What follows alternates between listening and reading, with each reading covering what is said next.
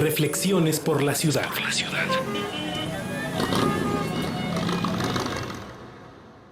La dimensión económica en la Ciudad de México. El factor económico se ha vuelto el lugar donde converge casi todo en términos de buen manejo y el desarrollo de políticas públicas efectivas para la ciudad. Este factor parece contribuir más que otros con el rompimiento de la estructura urbana y, sobre todo, fragmentando y separando los lazos sociales y la vida en comunidad. Para que la operación, integración, visión y vinculación se pueda dar y así poder hacer una ciudad más integrada y más sustentable, hay que encontrar formas de manejar los recursos de manera más eficiente. ¿De qué tamaño es la economía de la Ciudad de México? ¿Cuál es la situación fiscal de la Ciudad de México? ¿Cómo podemos incorporar criterios de progresividad en la política recaudatoria? ¿Cómo generar políticas fiscales y económicas que permitan resolver las cada vez más marcadas desigualdades económicas en la ciudad? Para discutir sobre estos y otros temas, les invitamos a quedarse con nosotros en Reflexiones por la Ciudad.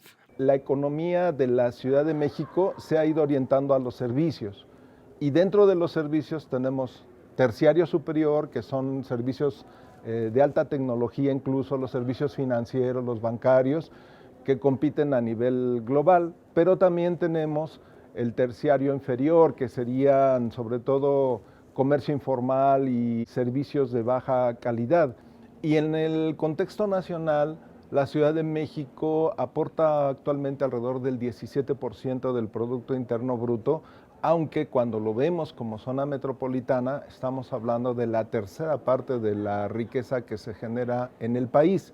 El modelo económico tendría su relación directa con el nivel de desarrollo del país, y en particular se ha venido conectando cada vez más con Estados Unidos en el marco del Telecán y con un proceso de integración fuerte de cadenas productivas hacia el norte. En ese sentido, la Ciudad de México sigue siendo un gran mercado, con mucha población y con un fuerte dinamismo económico. En el caso de la Ciudad de México, y creo que es el único caso a nivel nacional, la ciudad tiene una captación cerca del 60%, 50 y tanto, 57% de impuestos propios y administrados por propia cuenta, o sea, que los cobra la propia Ciudad de México, el propio gobierno de la Ciudad de México.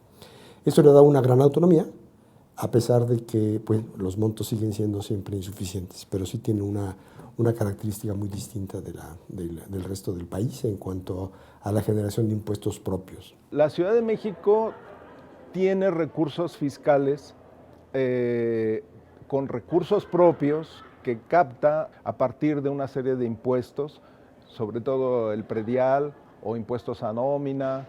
Entonces eso le da cierta autonomía a la Ciudad de México y capacidad para decidir su propio diseño social, político y fiscal. Había una expectativa muy grande con lo que era el establecimiento de un tipo de gravamen según la disponibilidad de equipamiento, que puede ser educación, comercio, salud, etcétera, e infraestructura, como sería contar con el metro, etcétera. Esto que se planteó con el término plusvalía, finalmente se opacó mucho a la hora de la discusión de la Constitución de la Ciudad de México y en las discusiones no se retomó. Sería un elemento de una importancia estratégica para disminuir la desigualdad. Hay algunos parámetros, algunos deseos de generar una proporción sobre la relación que guarda el salario en una empresa de la persona que menos gana con la que más gana. Esto es un movimiento internacional y aquí en México los extremos son verdaderamente enormes. Esto se puede ver en expresión geográfica de la ciudad, con ejemplos como lo que se ve de construcciones en una zona como Santa Fe, en la cual se tienen precios similares y estándares de construcción similares a los que se pueden encontrar en países desarrollados y en Estados Unidos en particular, que parece una colonia americana puesta en la ciudad, y a los cuantos metros colindantes esas zonas o en algunas zonas más periféricas como Tláhuac,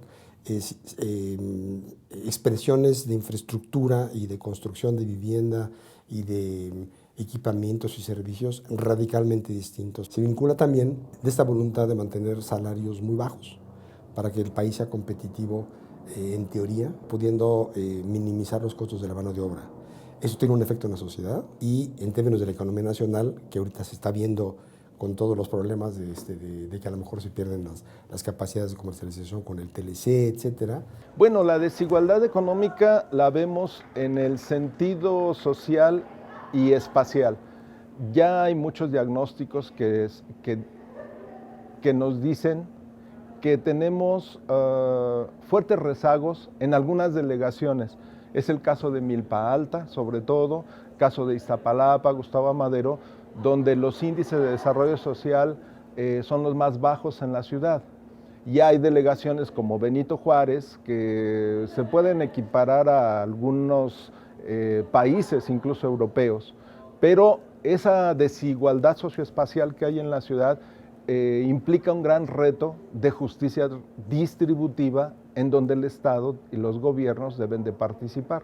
Entonces, esta inequidad dentro de la ciudad se podría resolver cuando aplicamos un gravamen que sea progresivo, es decir, sacarle más, imponerle más, gravar más a quien más tiene y tener una ubicación privilegiada en términos de comunicación, de equipamiento, de infraestructura para un inmueble, pues tiene que ser algo que se cobre de manera diferenciada frente al que no tiene ese tipo de beneficios. El tener una buena calle, el tener buenos servicios públicos alrededor, lo cual hace que el precio de un bien, de una casa, de un terreno mejore o aumente.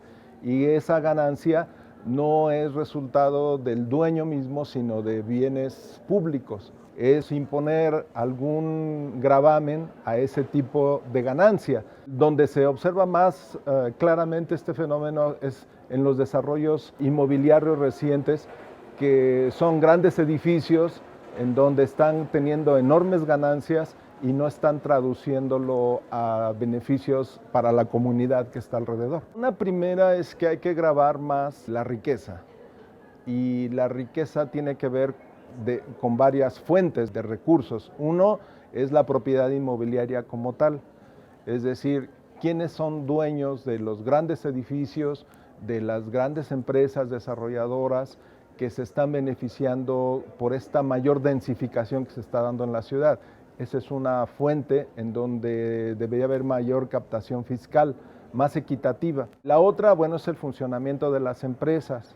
Muchas de ellas están recibiendo subsidios que tienen que ver con bienes públicos como el servicio del agua o la electricidad o la misma movilidad de la ciudad, y ahí deberíamos de pensar en cómo captar mejor esos ingresos para redistribuirlo a las zonas que más lo necesitan. Requerimos una ciudad más equitativa, más justa en lo socioespacial, en donde además la Constitución nos está obligando a hacer eso. Los recursos que se obtengan de estas fuentes deberían de canalizarse hacia lo que se llama la justicia socioespacial. Yo creo que es muy importante tener una educación que privilegiara menos al individualismo, esta idea de vivir distinto al resto y mejor que el resto, es una idea que hace que despreciemos a la gente que no tiene ingresos, que no tiene condiciones económicas para vivir mejor.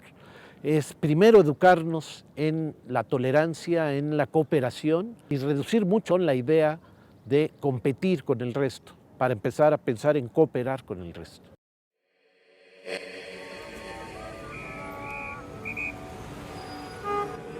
Reflexiones por la ciudad.